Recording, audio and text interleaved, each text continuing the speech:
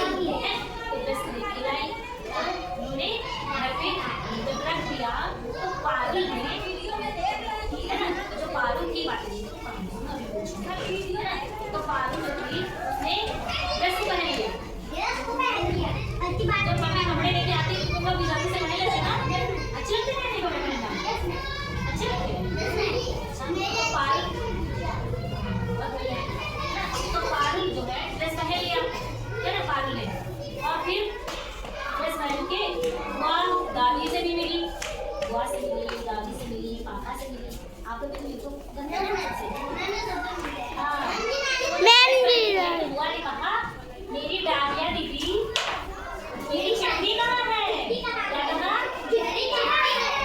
डाकिया दीदी मेरी चिट्ठी कहाँ है? तो जो पारुल थी मेरे पास क्या कहा? हाँ, तो दादाजी ने एक अर्की कर दी। दादाजी का फिक्र में है? हाँ, दादी दादा है। दादी कहानी सुनाती होगी ना रात में, सुनाती किसी की तरह। दादी को आज जाना ठीक है, दुआ तो सुनाना है ना? तो दादाजी ने एक तरकीब लगाई कि जो है कहा सब जो घर के सभी लोग थे सबसे एक चिट्ठी लिखवाई। क्या किया? चिट्ठी लिखवाई। और चिट्ठी लिख के किसके झोले में रख दिया? पारुल ने झोला डाल रखा था पहले से, है ना? तो उनके झोले में डाल दिया, है ना? तो पारुल जो है झोले में चिट्ठियां रख के फिर सबको बांटने लगी।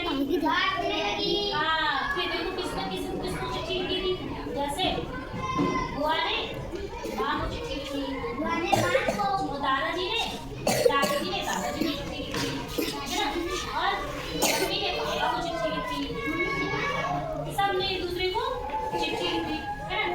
और पारुल को दे दिया। और जो एक अम्मू थी,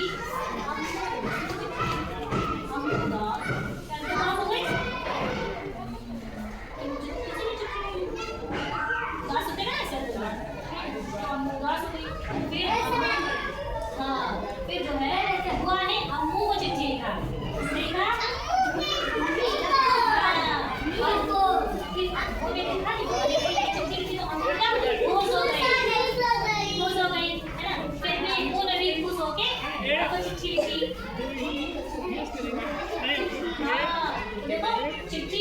चिट्ठी से क्या होता है? हम अपनी बात को चिट्ठी में लिख के किसी को बता सकते हैं। पहले चिट्ठी जब दूर दूर से लोग जाते हैं चिट्ठी लिख के अपनी बात करते हैं। और अब क्या हो गया? मोबाइल फोन तुरंत जाते हैं बात करते हैं।